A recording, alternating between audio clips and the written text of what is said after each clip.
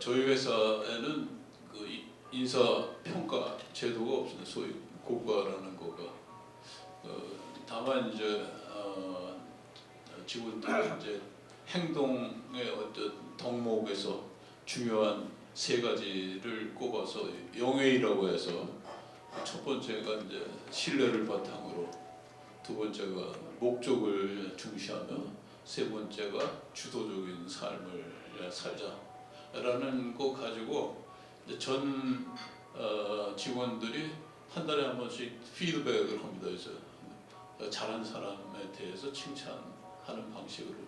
그거를 이제 연간 통계를 내서 이게 이제 도수분포에 의해 가지고 아주 탁월한 사람, 우수한 사람, 대부분은 이제 보통 평범하고 그다음에 조금 이제 미흡한 사람, 뭐 이렇게 해서 잘하는 사람들한테는 뭔가 좀 어드밴티지를 좀 주고, 그다음에 그 잘 못하는 사람들한테는 불이익을 조금 더 주는 방식으로 이제 그 하는데, 이게 이제 첫 번째 덕목이 신뢰를 바탕으로인데, 사람들이 그 작은 이익에 얼마나 민감한지 하는 거를 느끼는 거가, 그걸 가지고 서로 이렇게 한 사람 뭐 밀어주기를 한다든지, 또는 서로 짜고 서로 칭찬을 해준다든지 하는 뭐 그런 것들이 아주 비일비재하게 나오는 것 같더라고요. 그래서 참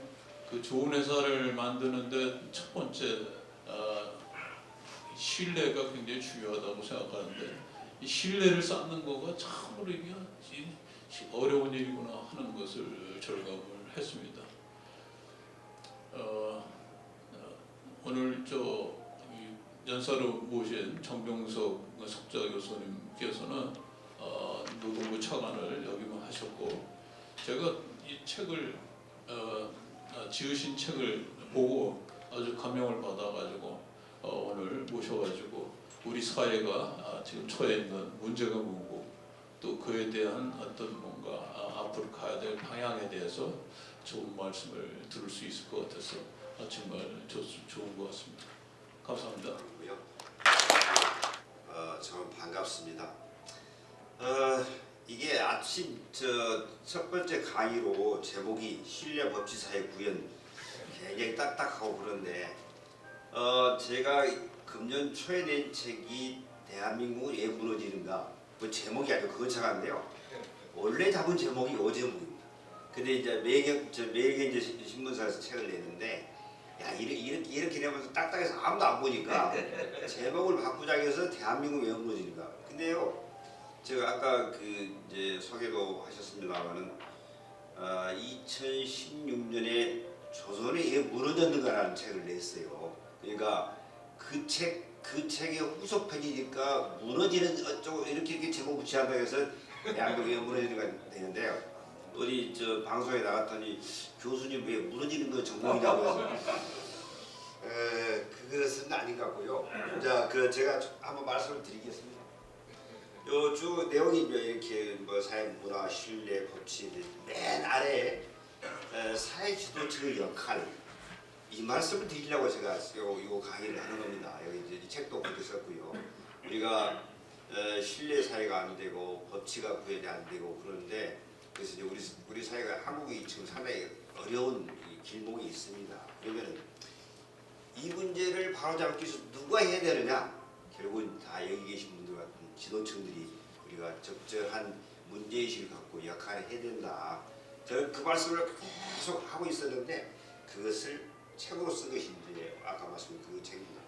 자, 조금 딱딱한 여기 있는 내용들은 다 아마 아시는 내용들이고, 그 다음에 우리 사회 지도층이 밖에 나가서 또 경영자로서 이렇게 말씀하신 적절한 어떤 용어, 적절한 약간의 어떤 이론, 이런 것을 토대로 해서 이제 말씀하시면 더 권위가 쓰고 하지 않을까. 제가 오늘 드리는 말씀은요, 아까 그 책도 있지만 제가 한양대에서 석좌 교수로 13년간을 강의를 했는데, 뭐를 강의를 했냐면은, 저는 관료를 했지 않았습니까? 근데 이제 경제성장론, 그다음에 세계 경제사, 이런 거를 강의를 했습니다. 그러면 국가가 성장하려고 그러면은 뭐가 필요하느냐?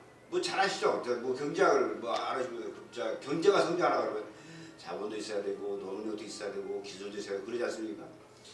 이 더글라스 노스라는 분이 노벨 경제학상, 경제 성장론과 노벨 경제학상을 받으신 분인데, 자 자본 노동 이거는 단기적인 것들이 단기적으로 가장 장기간에 걸쳐서 가장 중요한 어떤 요소는 국가 성장하려면 적절한 좋은 제도가 있어야 돼. 제도를 여기서 경제학에서는 인스티튜션을 합니다. 인스티튜션이 있어야 된다. 이론 가지고 노벨 경제학상을 받은 겁니다. 자 그러면은 좋은 제도 당연히 그렇죠. 여러분들 몇 년 전에 굉장히 그 인기가 있었던 책이 있어요. 국가 내에 실패하는 거 혹시 읽어보신 분이 국가 내에 실패하는 거 그거 뭐 엄청나게 많이 그 책인데 그게 이 더글라스 노스의 이 제도 모델 가지고 온 건데요. 이 제도는 최근에 경제학을 공부하신 분들은 제도는 너무나 중요합니다. 경제학 전공하신 분은 안 계시겠죠. 근데 경제학 굉장히 중요한데 자 제도가 뭐냐고 법제도 다 아시잖아요. 법제도가 여기 이제 우리가 공식적인 제도를 법제도를 공식적인 제도라고 합니다. 근데 이제 그 법령으로 공포되어 있는 거예요. 근데 더글라스 노스가 강조하는 것은 야 법제도만 있는 게 아니고 우리가 무슨 아침에 이렇게 기업 경영하고 뭐 행동하면서 무슨 법제 들여다보고 그런 거 아니잖아요. 법이 아닌 어떤 사회 규범 이런 게 어떤 더 중요한 것 같다. 야 이거 마스크 쓰라 마스크는 법으로 규정되어 있나요? 그렇지만 어찌됐건 뭔가 약속 시간을 지킨다든지 뭔가 계약을 준수한다 이런 거 법보다 법을 이전에 이런 사회 의식, 가치관, 관행, 신뢰 이런 거 우리 생활 방식의 문제다. 생활 양식 이걸 우리가 사회 문화로 표현하고 이걸 갖다가 informal institution으로 표현하죠. informal 비공식 제도라 그러는데 뭐 이런 건 안 알아도 되고요. 자 법제도만이 중요한 것이 아니고 법제도 아닌 어떤 사회 규범, 문화, 의식, 가치관 이런 것이 대단히 중요하더라. 사실은 우리 일상생활함에 있어서 이런 게 더 영향을 미칩니다. 자, 그래서 제가 신뢰와 법칙, 법 자체는 공식적인 제도인데 법을 지키는 의식, 법을 지키는 관행, 법을 지키는 문화 이것은 비공식적인 우리 사회 가치관 문화죠. 이 부분이 더 중요하지 않느냐? 아직 좀 감이 좀 들어요. 자, 그 다음에 보면 아실 겁니다.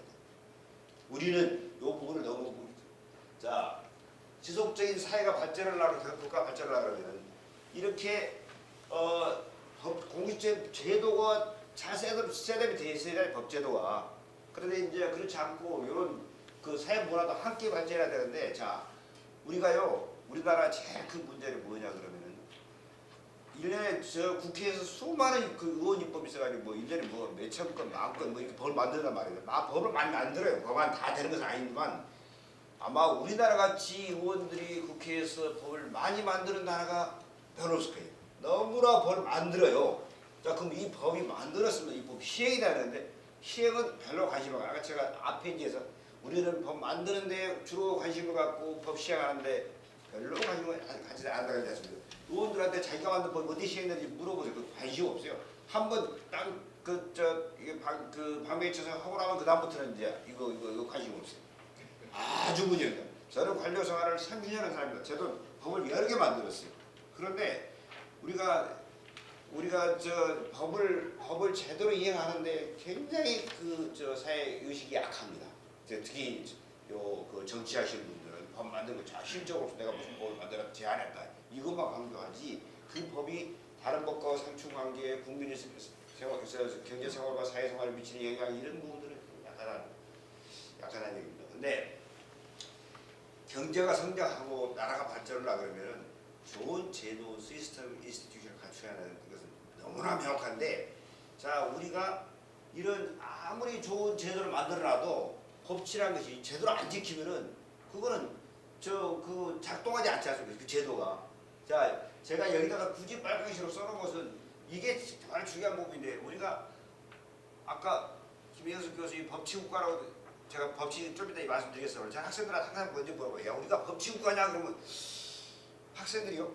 여기 몇 분 계십니까? 자, 법치국가 우리나라 법치국가 맞습니까? 반 정도만 손들어요. 법치국가로 생각하는 사람 반요. 저 나중에 국민의식조사에서 나옵니다. 실제로 법치국가 그러면 갑자기 생각해보니까 가서 법치국가 맞는 것 같은데 진짜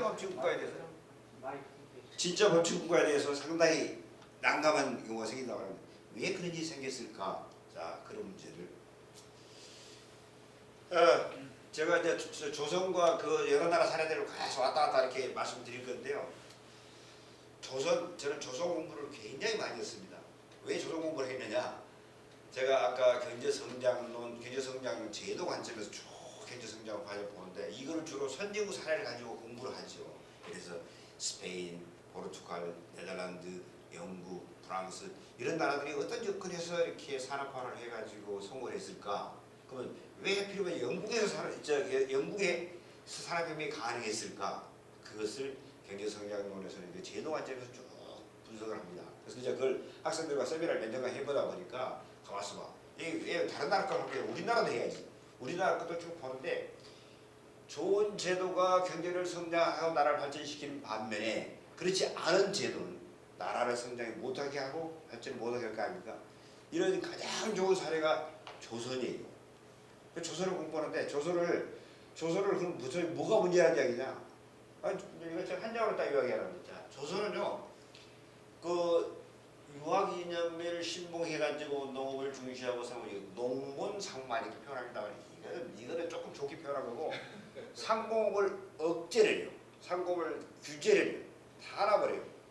상공이 뭡니까? 인더스트리 요새 산업혁명을 또 산업혁명 그 산업이라는 게 인더스트리가 상공업인데 이거를 처시해요. 여기 아시죠? 산농공상 이게 서해입니다. 서해. 산농공상 그건 공은 이제 기술자 엔지니어 말하고 상은 상인들인데 이거 합쳐가지고 상공업인데 자 이 상공업을 억압을 해요. 그러면 여기 자 이거 무슨 양반이 농사를 지면은 한정이나 건농 직책 반론이 뭐 죽어도 할 수 없는 양반은 죽어도 농사를 짓지 마라. 이게 법입니까? 법은 아닌데 아주 조선시대에 팽배했던 사회 문화입니다. 자, 상공업을 처시하고 산업공상은 법으로 돼 있는 게 아니고 사회 문화예요. 가치관이에요. 의식이에요. 양반들이 이걸 그대로 이 표현은 조선왕조 실록에 보면 여러 번 나옵니다. 여러 번 나옵니다. 우리 한번은 죽어도 양반인데 내가 아무리 먹을 게 없다 해가지고 농사를 지은다든지 뭐 그러면은 바로 그 사회에서 권농인 뭐 이런 이제 저거 농사꾼이야 그래 취급으로 그렇게 규정이 되는 순간에 혼인길도 막히고 사람들이 양반 사회 커뮤니티에 들어가지를 못하는 겁니다. 그러니까 못해요. 죽어도 못합니다. 라는 표현이 많이 나온단 말입니다. 이게 우리 사회 문화예요. 자, 상공업을 전시해가지고 그 나라 경제가 발전할 수 있습니까? 못하죠. 이게 상공업을 전시해가지고 아주 몰락한 나라가 또 요 비슷한 시기 있어요. 어딘 줄 아세요?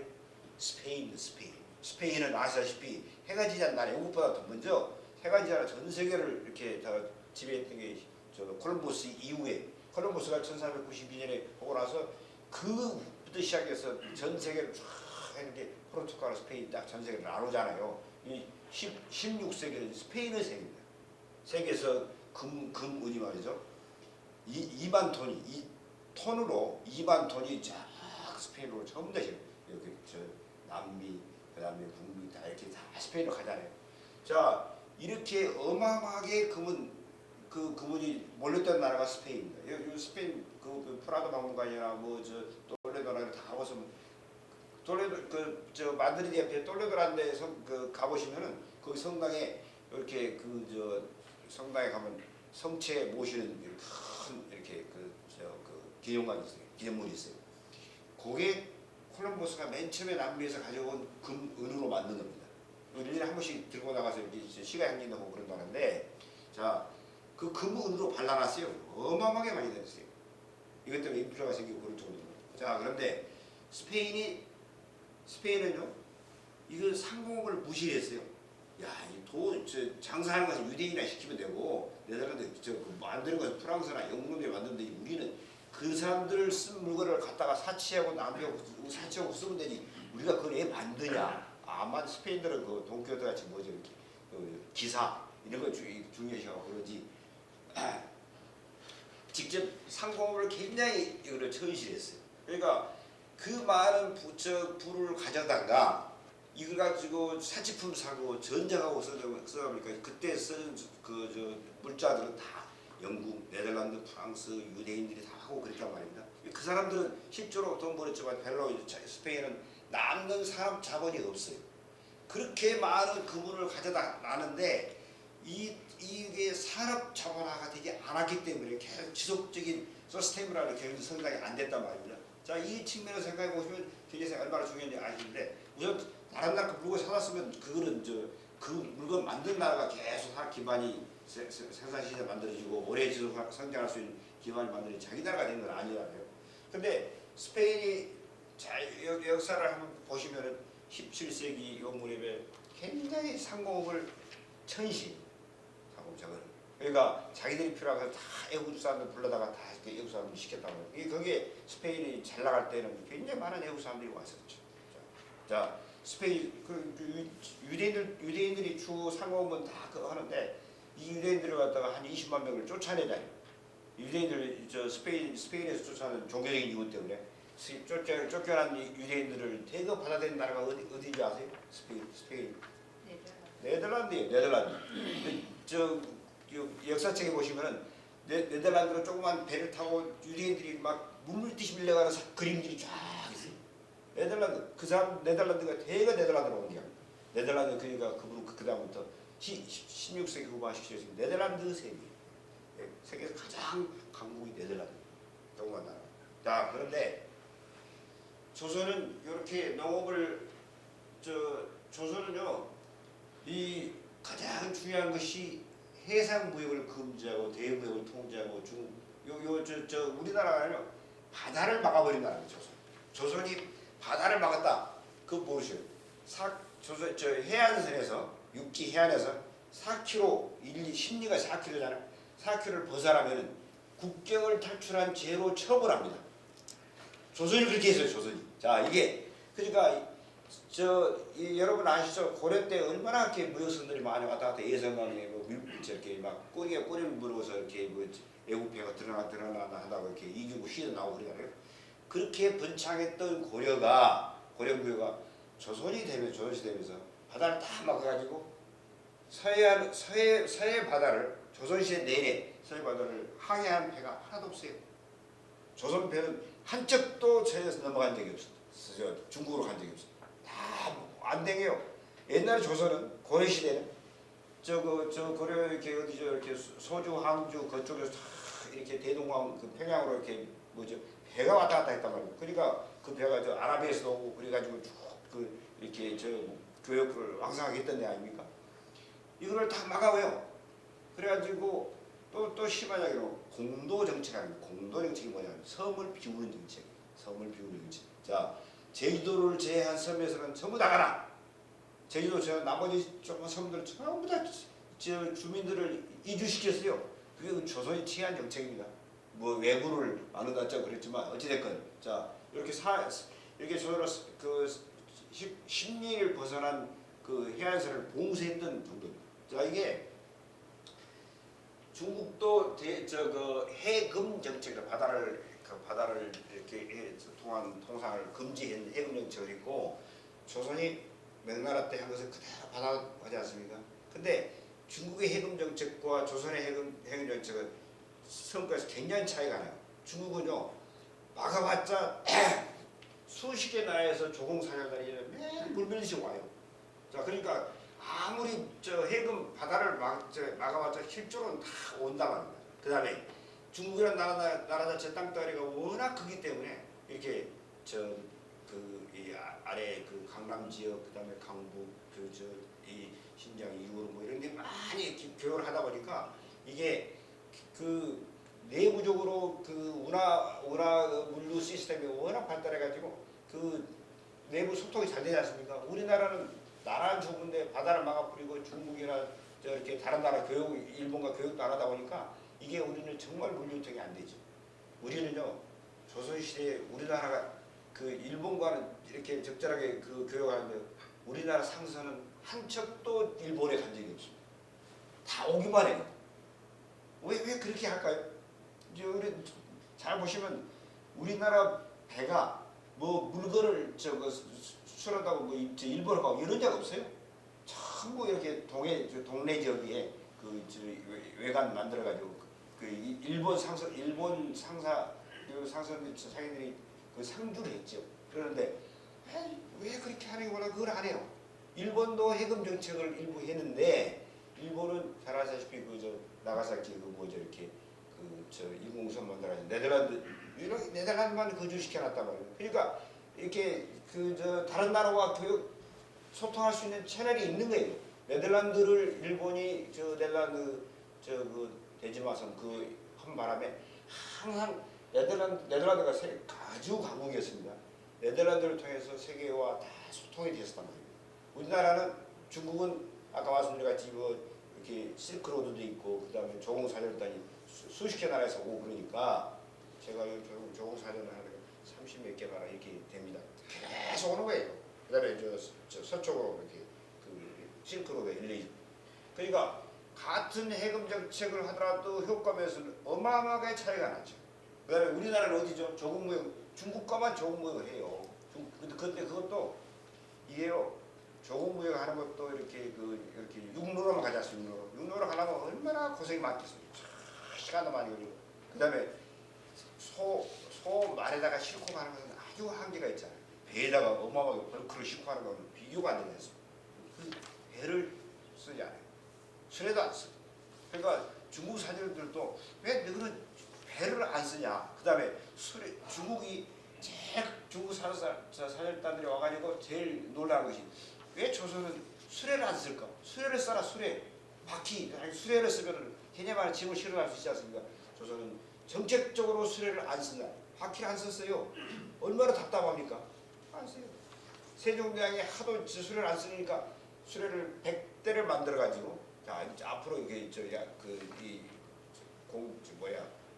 알려드리고 궁궐에 있는 왕족들은 이 수레를 써라.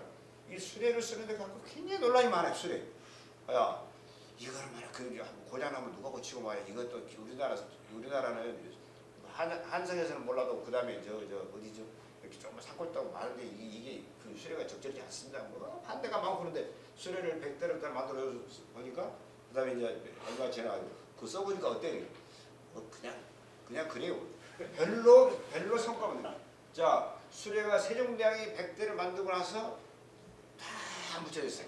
그 다음에 또다시 이제 18세기 16이라는 분이 또 수레를 쓰자고 강조해가지고 하는데 결국은 수레를 못해요. 자 19세기 돼가지고 이제 외국에서 많이 사람들 오죠. 우리나라는요 제대로 된 도로가 없어요. 도로를 조선시대 도로를 컨스트럭션 공공도로를 만들었다는 얘기 들어보셨습니까? 별로 없어요. 그러니까 물리 소통이 어려운 겁니다. 제가 학생들한테 강의하는데 딱 이런 거 19세기 말에 찍은 사진이 있어요. 찍은 사진 병조 판사가 병조 판사 군인 이제 장군이 했는데 자 이 사람이 말을 안 타고 가마 타고 쫙 가요. 사진이에요. 그림이 아니고. 그러니까 무엇인지를 또 별로 말을 안 타는 거예요. 자, 그 다음에 제일 중요한 게 아까 제가 제도 얘기했는데 신분제, 사인과 기술자를 전시하는 착취적 수치제. 이게 백성의 조선시대는 신분제가 철저한 신분제 사회입니다. 철저한 신분제 사회. 인민의 3, 4할이 노비다. 이거 아시죠? 인구의 3, 4할이 노비였어요. 노비. 미니멈 30%. 40% 넘을까라는 얘기인데 한테 40%. 이제 19세기 없어질 때까지 이게 인민의 3, 40%가 노비입니다. 왜 노비냐? 다른 나라의 노예제를 연구한 사람들이 조선의 노비제를 보고 이야 세계에서 가장 성공한 노예제도 노예가 노예라. 그래서 다 조선은 뭐 애국가 전쟁 많이 했느냐? 원래 노예의 그 오리진은 다 전쟁 포로를 잡아다가 노예로 쓰는 겁니다. 그래서 전쟁 많이 했. 조선은 전쟁에서 애국 포로 잡아온 적이 없어요. 뭐 우리가 임진왜란 병자가 당하기만 했지. 그런데 왜 노예가 많지? 전부 동족들입니다. 고려 때 일부 노예가 전쟁 노예가 있어요. 고려 때 이제 후삼국 이렇게 통일하면서 전쟁하고 그때만 해도 진 상대 진영은 사실 다 우리 동족들이겠지만 잡아다가 노예로 썼습니다. 고려 때 초기에 약간의 그런 전쟁 포로 식의 노예 그것도 그래봤자 다 같은 우리 한반도 민족들인데 이게 있었지만 조선 시대는 그런 게 없어요. 자 그럼 어떻게 노예냐? 이게 부모 중 한 사람이 노비면 자식은 무조건 노비가 됩니다. 무조건 노비. 그게 조선의 가혹한 법규입니다. 자 그런데 그러다 보니까 제가 노예제 얘기가 뭐 한참 시간이 많이 가겠는데 인구의 3,4이 노비고 이렇게 노비들은 말이죠. 이렇게 세금도 안 내고 병해 공부도 없어요. 그러니까 하도 가혹한 수탈에 있으니까 일부 농민들이 그 야구방가에 자기 그 스스로 나 노비로 해주세요 하는 경우도 많이 생깁니다. 얼마나 자치가 심하고 그런 게 있습니다. 자, 그런데 어찌됐든 같은 인민을 인구의 3,4를 노비로 규제해놓고 천시하고 그다음에 이 사람들은 그 뭐랄까 노예는 그 아담 스미스 유명한 말을 하죠. 이렇게 노예는 생산성이 높을 수가 없어요. 아니 지금 뭐를 열심히 해봤자 그 산물이 자기 것이 안 되는데 누가 열심히 하겠습니까? 이게 노비들 기본적으로 생산성이 높을 수가 없는데 이거 기술자들은요 그 공인들은 이렇게 이 사람들 뭐냐면 기술적 이 관노가 됩니다. 관노직을 맡습니다. 제가 뭐랄까 도자기 만드는 사람이다. 무슨 화살을 만드는 사람이다. 활을 만드는 사람이다. 해봤자 관청에 1년에 6개월은 관청에 가서 의무 봉사를 해야 돼요. 요 기간 중에는 관노가 됩니다. 자 그런데 이게 철저한 착취 시스템을 만들어져 있어요. 그다음에 우리가 사는 안민낙도 이런 거 안민낙도 자기 경제 맞겠습니까? 물 마시고 나물만 먹고 누워서도 뭐 인생이 지금 이게 근데 여러분들 저는요 고등학교 때도 이런 교과서에 이런 내용들이 실린 것을 쭉 봤습니다. 뭐 무릉도원이 어디입니다 이렇게 안민낙도 저는 왜 고등학생들한테 이런 걸 가르치는지 알 수가 없는데 하여튼 그런 유학의 그런 이념들을 쭉 책에 담겨 있었어요. 그러니까 경제활동을 장려하고 이런 것은 별로 없었죠. 자 제가 말씀드린 이런 중국에서 나온 유학 이념이 맞는데 이것을 이 중국과 조선의 성리학의 이해 차이는 중국은요 이 성리학을 지배계층만 또 학자들만 쓰는 자기들이 공부하기 위해서는 이념이에요. 조선은 철저하게 인민들한테 이거를 이해를 시켜요. 삼광오륜.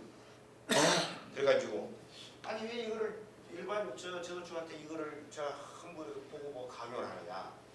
강요 메커니즘은 제가 또 따로 이해하겠습니다만 여기서는 시험을 19세기에 조선의 애국 사람들이 많이 왔죠. 와서 그 조선을 보고 여행기 탐사기 많이 쓴 그 책들이 100권이 넘는다고 그러는데 공통적으로 제가 조선은 가난하고 게으르고 지저분하다 하나 더 있는 지저분해서 제가 빼는데요. 자 가난하고 게으르다는 공통적으로 해요. 자 조선이 가난한 것은 조선의 사람들이 애국 사람들이 와서 보고 세상에 이렇게 가난하고 못 사는 나라가 있느냐가 첫 번째 논란. 두 번째 이렇게 게으르냐가 중요해요. 게으르냐가 한국 사람 뭐 게으르다 그러면 아마 어디 귀싸대게 만들 한국 사람마다 부지런한 사람 어디가 있습니까? 조선 시대는 게으르다고. 자 그러면 독일에 와서 보니까 아니 이렇게 기후도 좋고 토지도 비옥하고 자원도 많은데 왜 너희는 이렇게 가난하냐 이랬단 말이에요. 이것이 어학적인 제도와 폐쇄된 제 관리 착취 때문에 두 번째, 영국의 어떤 법과 제도는 쥐어짜내기의 수단. 사람 착취의 수단으로서만 작동합니다. 이거는 요 표현이 공통적으로 쓰는 표현들입니다. 그다음에 영국지의 비숍 작전제도 관리체계를 잘 작전을 세팅합니다. 이 스토리를 영국의 비숍 여사가 쓴 이 책은 조선과 이웃 나라들 지금도 많은 사람들이 보는 책인데 한번 여러분들이 심심한 지금도 서점에 다 있으니까 조선과 이웃 나라들 비숍. 자, 이분이 아주 제가 이거 꼭 인용하는데 조선을 쫙 몇 년간에 걸쳐서 한번 구석구석을 쫙 이렇게 탐방을 했어요. 이거 지리학자 이분이. 자, 그러고 보니까 너무나 아까 말씀드린 조선은 착실인제도 너무나 관리 그다음에 양반들의 착취가 너무너무 심하구나. 그래서 이렇게 못 사는구나. 이게 온갖 군대 착취 구조가 너무 많다는 걸 정말 쫙 상세히 기술이 돼 있어요. 자, 그래서 이거는 구제불능의 나라다라고 딱 생각하는데 이게 그 사할린 쪽이 만주 그쪽을 간단 말입니다. 거기에 일부러 그쪽에 조선 사람들이 많이 있다는 걸 듣고 갔어요. 자, 놀라운 것은 거기는 만주 쪽에 시베리아 그 지역은 19세기 후반쯤에는 거의 이렇게 러시아가 신경 안 쓰는 영역입니다. 그래서 이제 거기에 중국 사람들, 러시아 사람들, 조선 사람들이 같이 사는데 자치구 이제 그래 대결. 자치. 이렇게 알아서 잘해봐.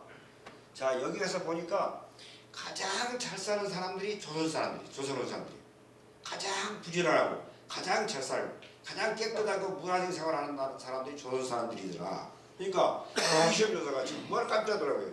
자기 나라에서는 그렇게 지저분하고 그렇게 게으르고 못 살던 사람들이 왜 여기 와서는 이렇게 더 잘 사느냐. 중국 사람들, 러시아 사람들을 압도로 제끼고 가장 잘 살고 가장 부지런하더라. 야, 그 차이가 여기는 착취하는 제도가 없더라. 자치적으로 했으니까 자치제도고 착취하는 관리가 없더라. 그래서 그분이 나중에 그 책을 수정을 해요. 그래가지고 조선은 적절한 착취하는 제도가 적절한 제도를 갖추고 착취하는 관리가 없으면 아주 세계에서 성공한 나라가 될 것이다. 그렇게 됐습니까? 안 됐습니까? 그래 됐잖아요. 그분이 책을 써요. 그래서 그 책을 지금도 사람들이 보는 겁니다. 여기. 조선 책이 요만치 한 500페이지짜리 두툼한데 한번 읽어보십시오. 우리 조선들이 어떻게 살아가 너무너무 한심하고 너무너무. 자, 이게요. 시간을 너무 이용했어요. 이게 맨 처음에 이렇게 배 타고 다 이제 부산이나 이렇게 인천으로 들어오면은 놀라는 게 산에 나무가 없어요. 그 다음에 이거 다 배에다가 이렇게 땔감을 썼으니까 없죠. 그 다음에 또 하나는 왜 사람들이 다 흰 옷을 꾀자되게 입고 다니면서 그 다음에 남자들은 일 안 하고 술 마시고 길거리에서 그냥 배하고 그나마 일하는 사람들은 여자들만 일하더라. 이런 대목 쭉 나와요. 그때 남자들 별로 일 안 했대요. 자, 그러면 너무너무 사람들이 게으르 다니는 인상을 딱 주는 거예요. 못 살면서 게으르고. 그랬던 사람들이 남한주 시베리아에 가봤더니 여기는 눈이 반짝반짝하고 그렇게 열심히 일하고 잘 살더라. 제도가 이렇게 중요한 거예요. 제가 맨 처음에 첫 장에서 말씀 더글라스 노스이론 같이 제도가 좋은 제도를 갖추는 것이 가장 경제 성장에 장기적으로 중요하더라. 그 국간의 식가라간 책이 MIT의 에스머울러하고 로빈슨이라는 두 학자가 쓴 책인데 이 책은 이렇게 또 책이 두꺼워요. 수십 개의 나라의 사례들을 쫙 정리했습니다. 자, 좋은 제도를 갖고 있는 나라를 성공하고 그렇지 않은 나라들은 이렇게 실패하는 사례를 수많은 사례 드러나서 이거 학생들이 읽어보면 애들이 뭔 책이 이렇게 두껍냐고 까무러치는데 몇 개 사례만 읽으면 돼요. 자, 중국도 잘하는 게 없는데 중국 학자나 사람 나와서 조선은 너무너무 착취적이고 너무너무 이렇게 상호를 무시하고 등등 이런 비판을 하네요. 40분 남았습니다. 네, 했습니다. 문제 아까 뭐 우리 대표님도 신뢰 얘기하셨는데 신뢰를 우리가 신뢰가 낮은 사회입니다. 시대가 야 이게 제가 사례였잖아요. LH 직원이 교수가 가짜 인터넷에서 내려오고 너무도 기회 없이 제 인재를 써주고 뭐 이런 거. 자 여기서 우리가 생각할 것은 이게 어떤 사회 규범을 위반한 것인가? 우리가 이관자들은 어떤 제재를 가하는가? 신뢰에서 중요한 것은 이제 뒤에 제가 설명드리겠습니다. 신뢰는 공통의 규범을 다 지키자. 또 내가 지키면 상대방이 지킬 것이라는 전제하에서 신뢰가 만들어집니다. 그다음에 이 규범을 어긴 사람에 대해서는 제재를 합니다. 제재는 꼭 형사처벌만 말하는 게 아니고 신뢰는 되게 우리 자유 공동체에서 만들어지기 때문에 공동체 자체적인 제재 방법이 있어야 돼요. 자 여기 늦게 온 사람은 벌칙으로 다음에 못 오게 한다든지 식사를 안 준다든지 그다음에 10,000원을 내게 한다든지 뭐 이런 제재를 만드는 제재. 요 제재 조치가 있어야 돼요. 우리는 이 대목이 잘 안 돼요. 그다음에 소크라테스가 말씀하신 게 각 개인이 자기의 직분 소유를 다하는 것이 그것이 정의다. 요 소크라테스요. 이걸 정의를 이렇게 풀어요. 각자가 자기를 잘하는 게 가장 중요하더라. 요 정의에 대해서 몇 페이지를 여기서 쭉 말씀하시는데 우리는 다 그러면 누가 지도치 공익자가 지도치 자기 소유 직분을 다하지 않는 것이 신뢰만입니다. 자, 요 앞에 사례를 제가 2개 들어라. 이게 각자의 자기의 직분과 소임을 다 한 것입니까?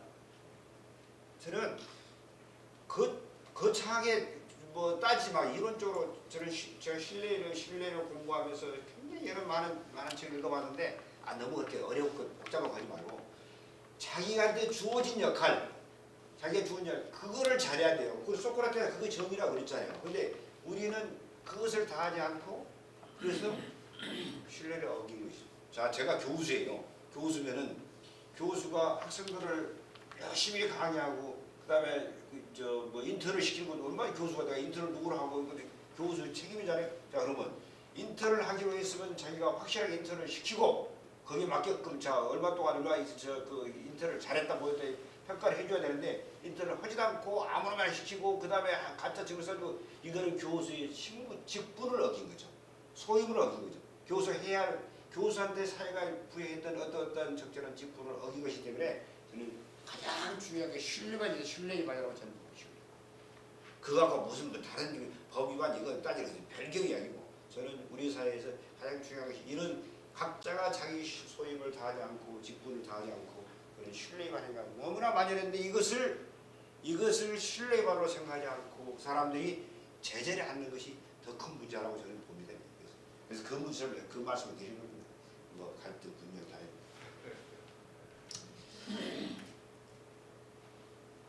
자, 공정 문제를 공정은요. 왜 공정이 문제가 되는 거야? 지금은 다 공정이 화두가 되고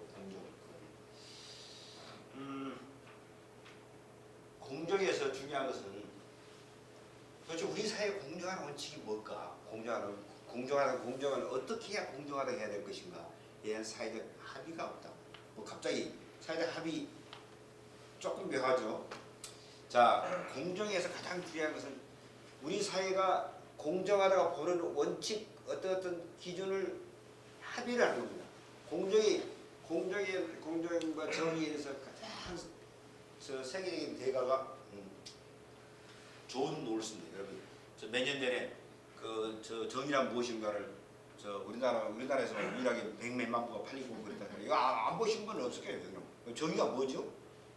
자, 마이클 샌들이 가장 첫 페이지부터 인용하는 사람이 존 롤스입니다. 존 롤스는 평생 하버드 대학 철학자, 지금은 돌아가셨어요. 정의로 맞습니다. 이 마이클 샌 존 롤스의 정의로는 너무 존 롤스 제가 표시를 했는데 뒤로 가서 한번 말씀드립니다.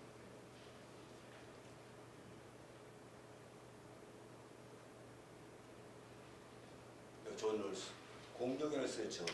자, 이 정의가 중요한 것은 절차적 정당성을 따지면 절차적 정당성. 정의가 뭐냐? 정의 원칙을 정할 때 우리 여기 사람들이 서로 위치를 알면은 모든 사람이 자유롭고 평등한 입장에서 어떤 사회 분배 원칙을 정해보자 라는 것인데 서로가 이분은 키도 크고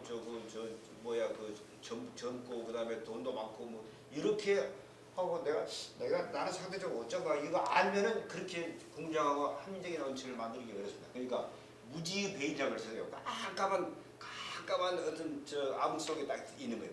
자, 여기 몇 사람이 있는지, 상대적으로 내가 젊은지 나이가 많은지, 남자 많은지 여자가 많은지, 부자인지 전혀 모르는 상태에서 우리 사회를 위한 어떤 분배 원칙을 한번 논의를 해보자, 정해보자. 그러면 어떻게 하겠습니까? 그러면은 처음 사람들이 가만있어 봐. 이게 세상이 밝혀졌을 때 내가 어떤 상황이 있을지 모르니까 혹시라도 전부 나보다 잘난 사람들이고 나보다 더 센 사람들이고 뭐 어떡하냐. 그러니까 제일 못한 약자한테라도 손해보지 않게끔 분배 원칙을 정하자. 그러지 않을까요? 어떤 상황을 내가 제일 센 거야. 이렇게 하기는 어려울 거예요. 그러니까 무지 배열 속에서 어떤 원칙을 정한다 그러면은 모든 사람이 자유롭고 평등한 상황에서 한다 그러면은 사람들이 공감할 수 있는 합리적인 분배 원칙을 정할 것이다. 이게 존 롤스의 정의론의 핵심입니다. 자, 여기서 중요한 건 자유롭고 평등하게 논의하고 근거하는 원칙. 자, 이런 절차적인 과정을 거쳐 가지고 공정한 과정을 거쳐 가지고 만들어낸 원칙이 정의 원칙이다. 이게 중요한 것은 절차입니다. 절차 방법. 오늘 꼭 절차 방법이 정말 정의의 핵심이다. 이거 그 기억 절차가 중요한 거예요. 우리 절차 다 잊어버려. 절차 생각도 안 해요. 아니 이게 어떤 원칙이 그게 정말 합리적인데 그건 주관적이니까 그건 모르겠지만은 어떤 원칙을 정하려고 그러면은 이것을 어떤 오랫동안 자유롭고 개인이 평등한 원칙 입장에서 서로 간에 논의해가지고 그래 이렇게 이런 원칙을 합의하자. 이런 절차적 정당성을 갖춘 것이 되게 공정하고 정의로운 것이다. 이 메시지가 정의론에서 하는 이렇게 두툼한 책에서 말하는 그 핵심인데 우리는 절차적 정당성에 대한 관념이 없어요. 제가 얼마 전에 이제 이 정의론 뭐 이런 거 경쟁하시는 분들하고 쭉 세미나를 하는데 이 절차 부분은 별로 강조 안 해요. 그래서 존 롤스가 핵심 뭐가 어쩌고 한데 하여튼 그존 롤스의 핵심은 절차적 공정성, 절차적 정의, 절차적 정당성을 강조한다. 그것만 아시고요. 자, 다시 앞으로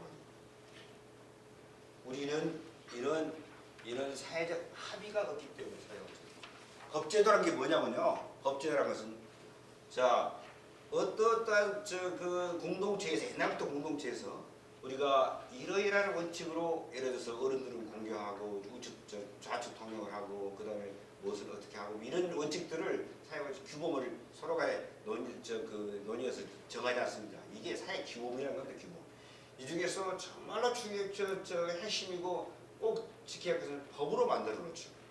자, 그런데 여기 중요한 건 그 법제도라는 것이 다 보면은 법제도라는 것이 각 이익집단 간에 오랜 토론하고 대화하고 해가지고 적절한 원칙을 합의하는 겁니다. 합의. 대화와 타협, 합의. 자, 적절하게 논의를 해가지고 이 정도 규칙을 만들자가 합의라는 것인데 아까 말한 우리는 이 대목에서 문제가 있다니까요. 이렇게 쭉 계속 이 집단 간에 서로 간에 정말로 치열하게 논의하고 토론하고 해가지고 우리가 할 수 있는 원칙을 이 정도 수준에서 만들자. 이런 사회적 합의관이 너무너무 없어요. 너무너무 없어요. 그래서 공정하지 못한 세상이 나온다. 공정 문제가 자기가 참여해가지고 공감하지 않은 원칙은 사람들이 별로 공정하지 않다고 지키지 않고 사회적인 기속력도 없고 그게 존 롤스의 핵심이다. 이거 공정한 절차를 거쳐서 합의하는 원칙이 정의 원칙이다. 이 대목도 한번 기억해 두시면 좋겠습니다.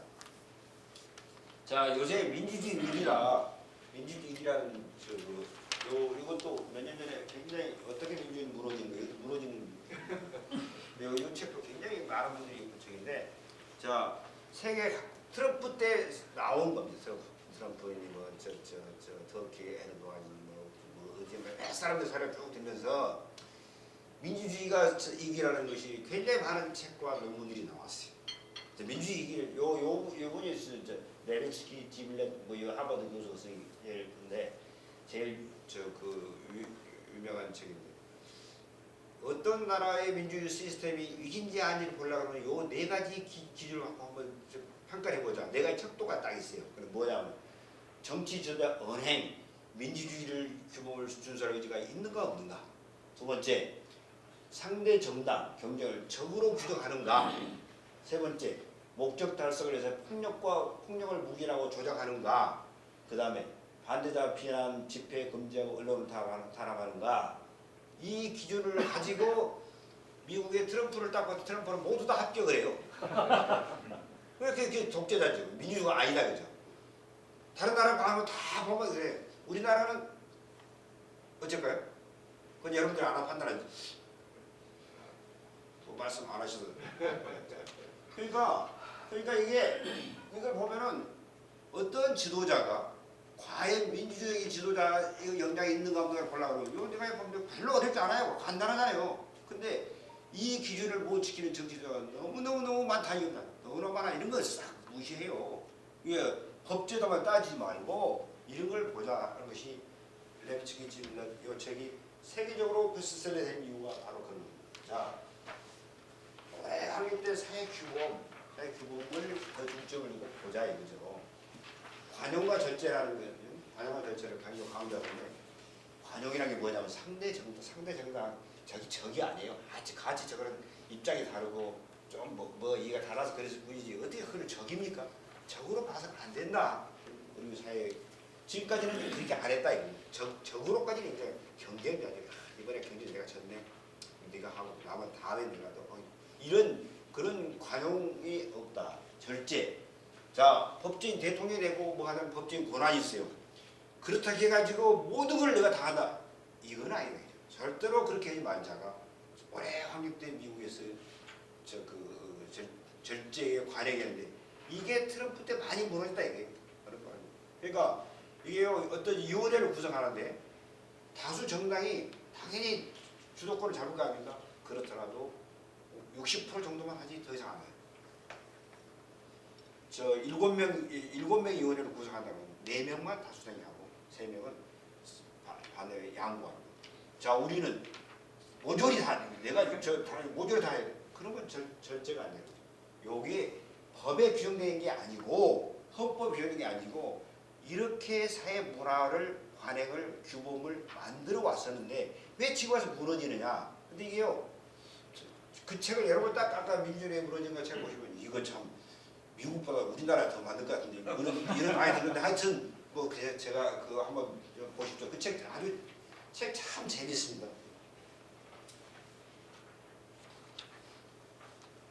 왜 신뢰가 없냐? 자, 신뢰는 아까 제가 말씀드린 공동체에서 서로 공통의 규범을 준수하고 서로 행동이 되는 서로가 이 지키기 위해서는 믿음이 있어야지 형성이 되는데 우리는 규범 준수에는 서로 믿음이 없다. 사실요, 제가 쭉 경제사를 지켜보니까 이 신뢰의 규범을 만드는데 가장 중요했던 것이 상인들의 또 직인들, 기술자들의 조합들인데 기업들이라든지 상인과 예를 들어서 야 서로 간에 우리가 제가 책에 나는 유대인들 뭐 오스카 상인들 뭐쭉 해놨는데 어떤 상인들 간에 지켜야 할 약속 규범 뭐 신뢰 규범 만들지 않습니까? 이거를 다 지켜. 안 지키면 어떻게 하냐? 안 지키면 그 커뮤니티에서 배제를 제약을 우리 같이 거래 못해. 그러면 그 사람은 이제 더 이상 그걸 못하는 거죠. 이게 강력한 제재입니다. 제재. 그래서 자율 제재라는 것은 굉장히 중요한 거예요.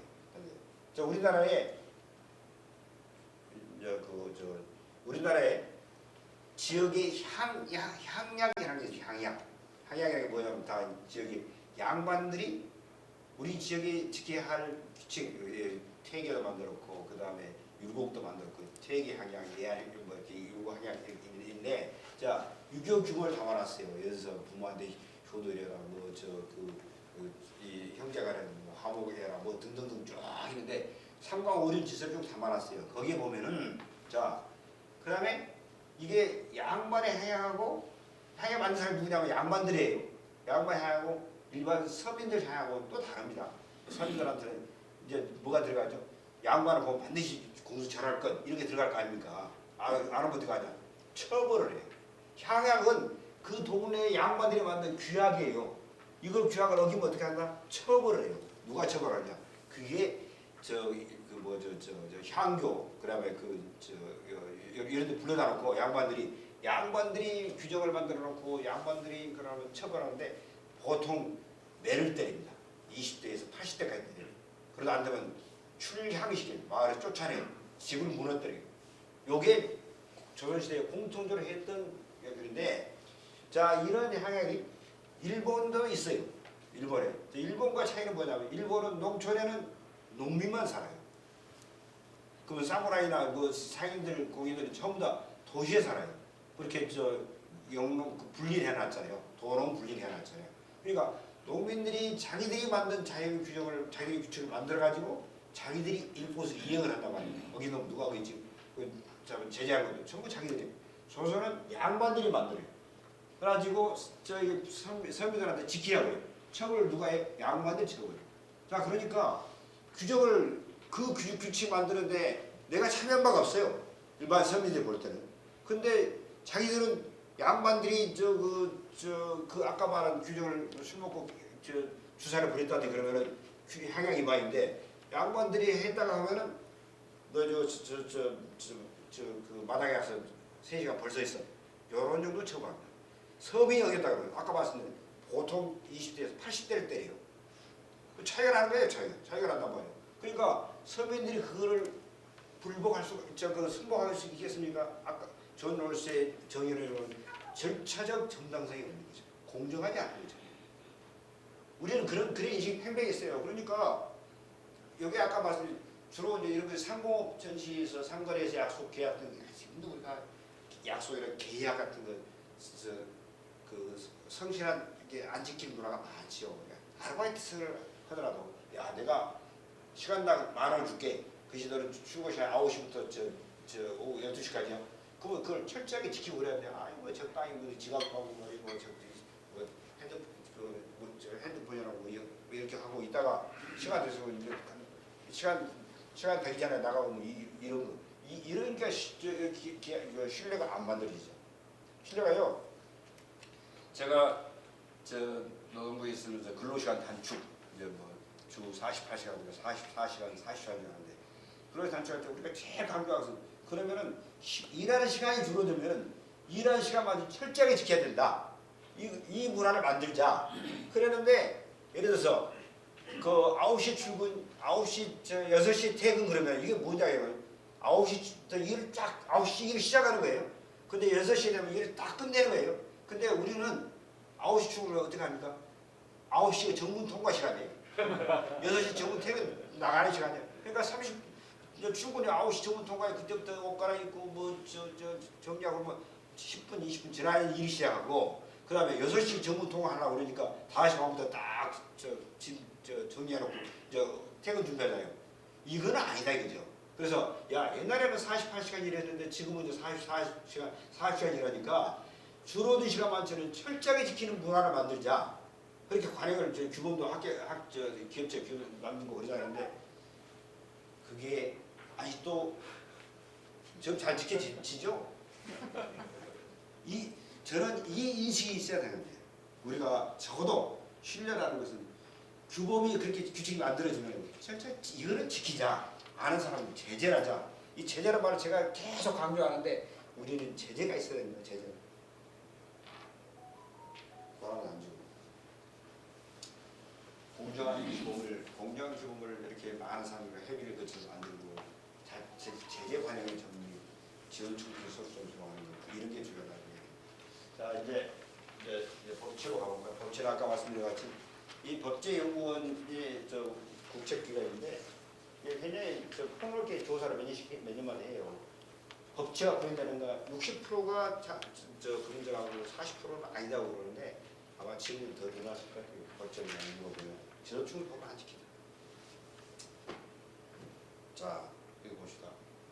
이게 아까 더글라스 노스라는 분을 제가 봤었는데 제도를요 경제학에서는 게임의 규칙이라고 표현을 씁니다. 게임 규칙. 우리가 경제활동을 하는데 경제활동에서 게임의 규칙을 법 제도라 그러자. 그러면 우리가 축구라든지 골프라든지 다 농구라든지 운동 시합의 규칙이 있듯이 경제활동하면서 어떤 서로 반드시 지켜야 할 규칙을 법 제도라 표현하면 아마 굉장히 이해가 편하실 거예요. 자 그러면 이 규칙은 너무나 복잡하면 안 돼요. 간략한다는 거. 그 다음에 규칙은 엄정하게 집행이 돼요. 다른 팀이 어긴 것을 그냥 대충 봐주고 우리 쪽이 우리나라 손흥민이 한 건 무조건 다 막 벌칙 주고 다른 사람은 대충 놔두고 이러면 안 된다 말이에요. 심판도 공정해야 되고. 이게 정말 중요한 건데 법칙 가장 중요한 부분들인데 우리는 너무나 이 대목이 소홀합니다. 자 규칙이 공정해야 된다. 그 다음에 이거를 엄정하게 집행해야 된다. 심판이 공정하게 그걸 누구한테나 편파하지 않게 해야 된다. 너무나 잘하는 것이죠. 이게 법치 핵심인데 우리나라는 이 대목이 약하다. 자기한테 불려보면 이거 그저 불공정하다. 제가 법도 아니고 나쁜 거예요. 안 지켜 이런 인식이 굉장히 많습니다.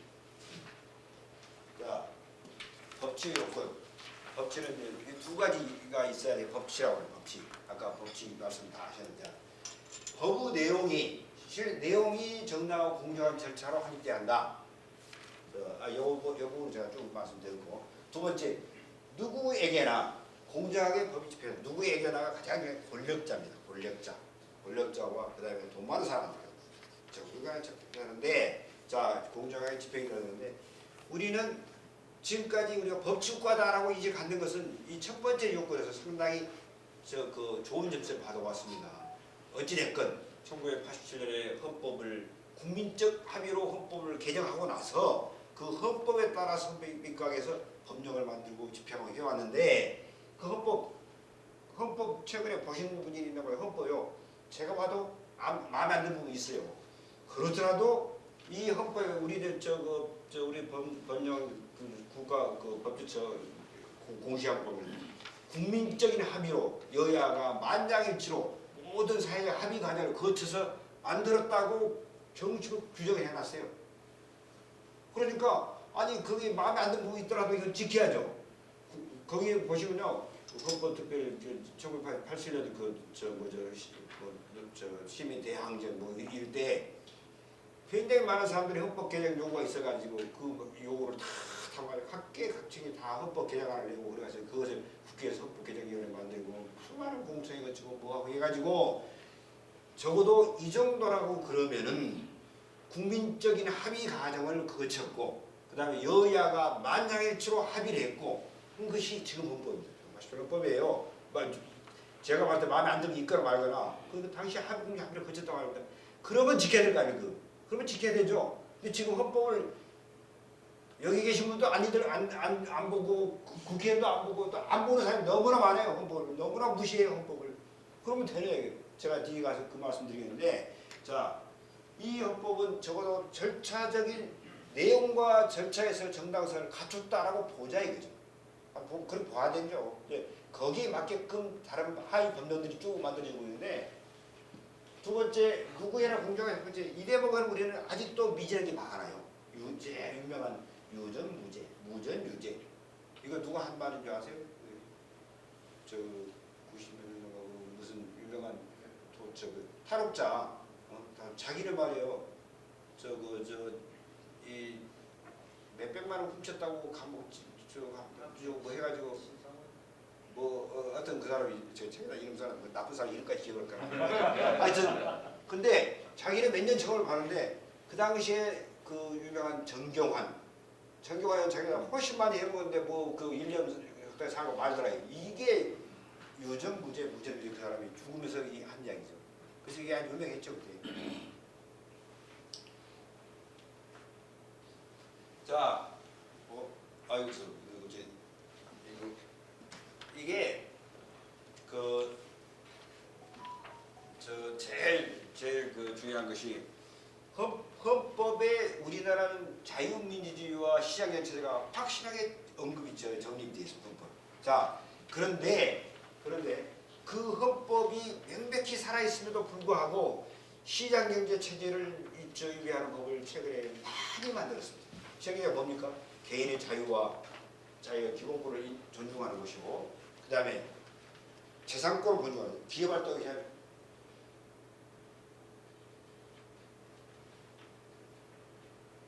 복수버시라고 다 이렇게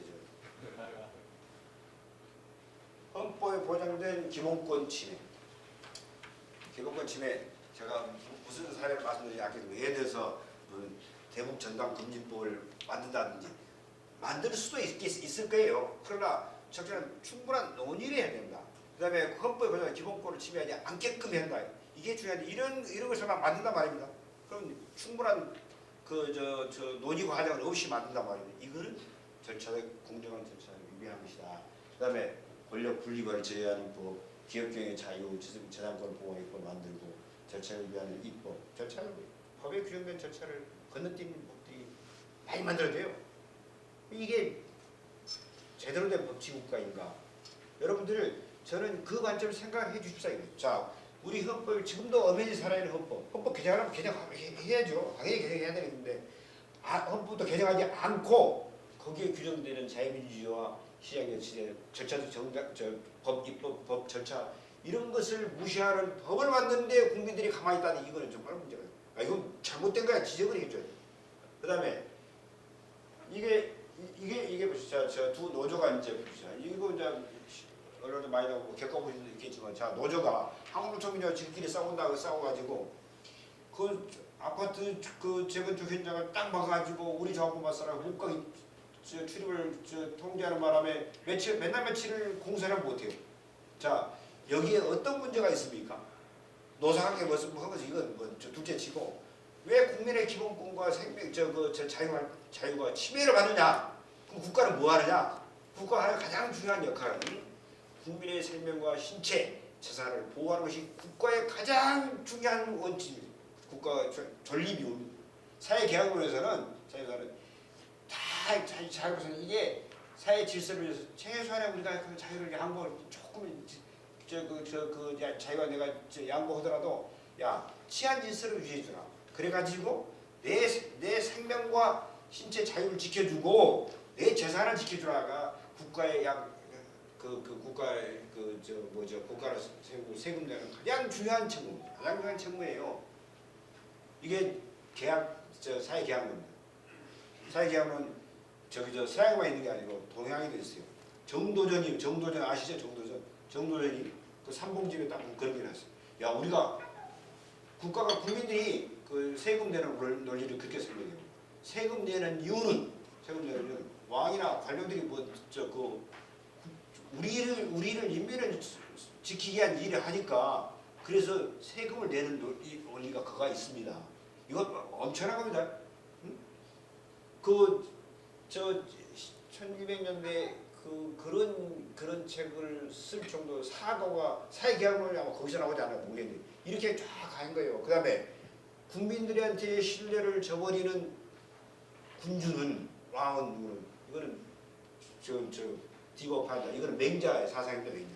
고려를 찬탄한 그 근거도 거기서 찾는데 자 이런 게 전부 서양이나 동양에 있는 사람들입니다.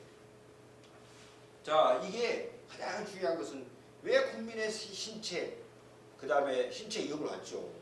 그 다음에 왜 재산권을 침해되는데 국가가 이걸 지켜주지 않느냐. 저는 가장 큰 문제가 이거라고 생각해요. 경찰 보고만 가만히 있어요. 알았어요 하세요. 이거 어떡하란 말이에요.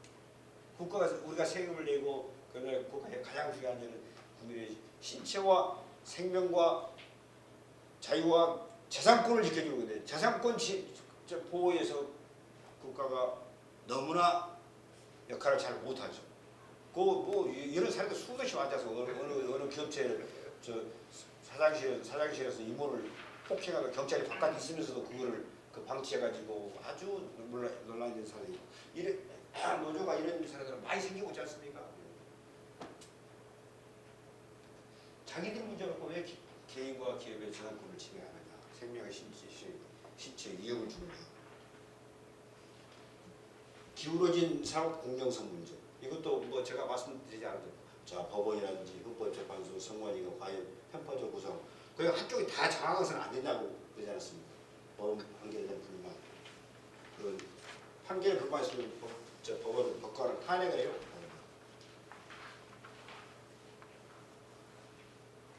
요거는 아주 유명한 그림인데 이거 이제 뭐 상징은 제가 학생들한테 좋은 얘기하는 거예요. 자 눈을 가리고 있는 정의의 신. 우리나라 법원과 검찰이 이걸 쓰는데 가리고 있는 것은 보이는 것에 눈에 보이는 것을 해놓지 않고 마음으로 보이게 함으로 말하는 거죠. 아마 우주의 배경과 같은 발사일 겁니다. 그게. 그다음 두 번째 천칭 치우치며 공정해야 한다.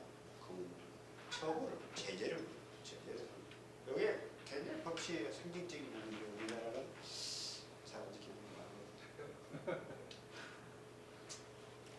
자 대충 정리하자. 마지막으로 넘어가는데 자 사회 지도층이 누구냐? 그러면 이 문제를 어떻게 해야 돼? 무슨 정부를 어쩌고 이런 걸 떠나서 저는 이게 우리가 신뢰 사회를 만들고 법치를 구현하고 하는 것이 정부나 무슨 그 정치인만 할 일이 아니고 우리 사회층들이 문제의식을 가져야 한다. 문제의식을 가져야 한다는 생각에서 제가 계속 이 말씀드리고 그래서 책도 쓰고 그러는 건데요. 자, 우리가 적어도 헌법에 보지 않는 자유민주화 시장의 진리를 이게는 우리가 서로 이해하고 지켜야 되겠다. 뭐 제가 헌법 수호론자가 되는데 아니 헌법 저는 그 개정 과정에 저는 관여한 바가 없어요. 에도 불구하고 국민적으로 만들어놓은 규칙이 만들었다는데 그럼 우리가 지켜야 되잖아요. 그럼 지키는 게 당연히 중요한 건데 왜 그거를 헌법은 엄연히 살아있는데 자유민주의 자유를 빼자고 그러고 뭐 시장의 자유를 여러 가지 위배하는 기획활동과 개인의 재산권을 침해하는 법들을 막 만들었냐. 이거 잘못됐잖아요. 그리고 헌법은 이제 고쳐라 이거예요. 뭐 고치고 나서 하는 것이야. 그건 국민적 합의로 한다고 어쩔 수가 없는 건데 그렇지 않으면서 한다는 것은 이것을 우리가 분명히 문제가 있다고 문제 제기를 해야 된다. 그 다음에 이거 지도층은 항상 법 지키는 거 서로 신뢰사를 형성하고 그 다음에 신뢰 어긴 사람은 당신이 신뢰를 어긴 거야? 라고 지적을 해야 돼요. 어? 아까 뭐 교수가 인터넷에서 가짜 소했다가 논문 기여도 하는 사람을 제일 했다가 이런 것은 당신이 교수를 직분을 어긴 거야. 신뢰를 어긴 거야. 그럼 그 자격이 없어요. 이 이야기를 해줘야 한다는 거예요. 그게 사실 신뢰사가 되는 거죠. 노블리스 오블리지. 자, 베터 투게더는 제가 다른 유명한 누구예요? 이렇게 미국의 공동체를 한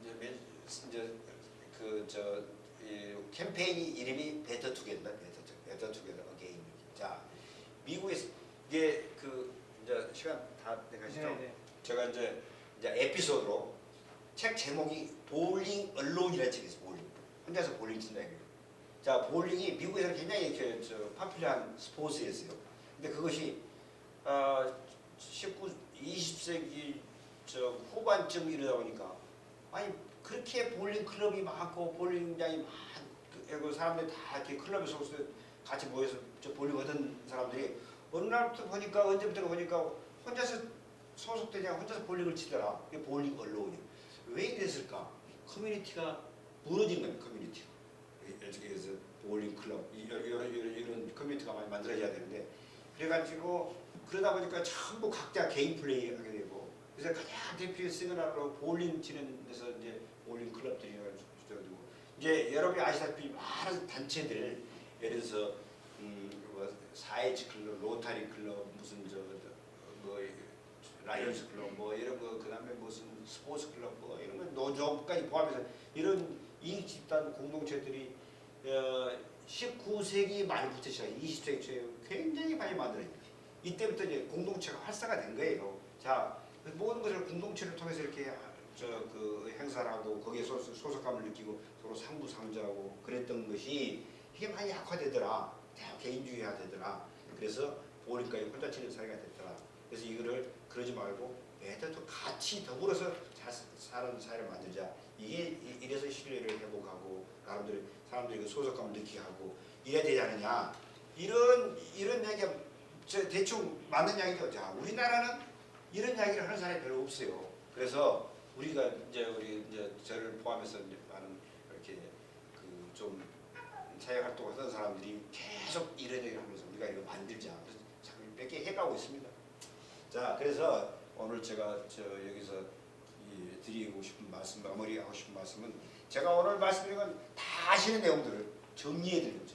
네, 그것을 약간의 어떤 이론적 용어도 써가면서 정리해 드리는데 우리가 지도층들이 솔선수범해 가지고 자 신뢰를 지키려고 그러면은 공동체 규범을 우리가 공정하게 만들고 이것을 반드시 이행을 하는데 지도층부터 솔선수범해서 노블레스 올려져가고 다른 게 아니고 우리 우리가 지키고 자 아는 사람은 뭔가 당신은 소임을 다하지 않은 거야. 신뢰를 저버린 거라는 지적을 해주고 뭔가 제재를 해야 된다. 제재를 꼭 감옥 정도라는 이야기는 아니에요. 그보다 더 중요해 사회 커뮤니티의 공동체 제재가 훨씬 더 강력하다고. 제일 조직에서 당신 앞으로 나타나지 마. 우리가 연락도 안 할 거야. 이게 가장 큰 제재죠. 그 다음에 우리가 있는 법 규정을 또 잘 지키는 그런 문화를 만들자. 이래서 지식인들이 이런 문제를 제기하고 문제 있다면 이야기해야 돼요. 문제를 제기하고 실천하고 용기 있게 참여하는 그런 활동을 했으면 좋겠다. 이것이 사회를 선진화시키는 중요한 가장 급선무라고 생각합니다. 그래서 신뢰와 법치, 선진사회 구현 이렇게 제가 한 내용을 이것은 우리 모두가 이 문제의식을 갖고 같이 참여하고 실천했으면 좋겠다. 여기 계신 분들 다 그렇게 하실 거죠? 네, 고맙습니다.